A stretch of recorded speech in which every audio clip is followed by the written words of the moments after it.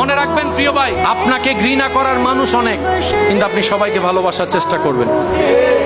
আপনি তাদেরকে বলবেন, আমাকে ঘৃণা করার, অপছন্দ করার তোমার কাছে হয়তো হাজারটা কারণ থাকতে পারে, আমি সেই দোষের দোষী হতে পারে, কিন্তু তোমাকে ভালোবাসার আমার এত কারণের দরকার নাই, একটা কারণেই যথেষ্ট।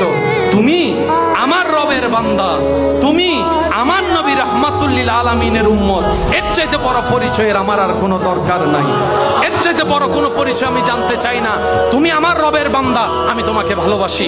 তুমি আমার নবী রাহমাতুল লিল আলামিনের উম্মত, আমি তোমাকে সম্মান করি। তুমি যতই ঘৃণা আমাকে করো, তোমার জায়গা থেকে তুমি করো, তোমার রবকে তুমি জবাব দিবা, উত্তর দিবা সে বিচারের দিনে। তুমি তোমার হিসাব, আমি আমারটা দিব। আমি বলবো, আল্লাহ, আমি ঘৃণা করতে শিখিনি, আমি ভালোবাসতে শিখেছি। আমি অপমান করতে শিখিনি, সম্মান করতে শিখেছি। কারণ আমি জানি, যেদিন থেকে বুঝেছি তুমি তাকে দয়া করো যে অন্যকে দয়া করে, তুমি তাকে সম্মান দাও যে অন্যকে সম্মান দেয়। বলেন না সুবহানাল্লাহ।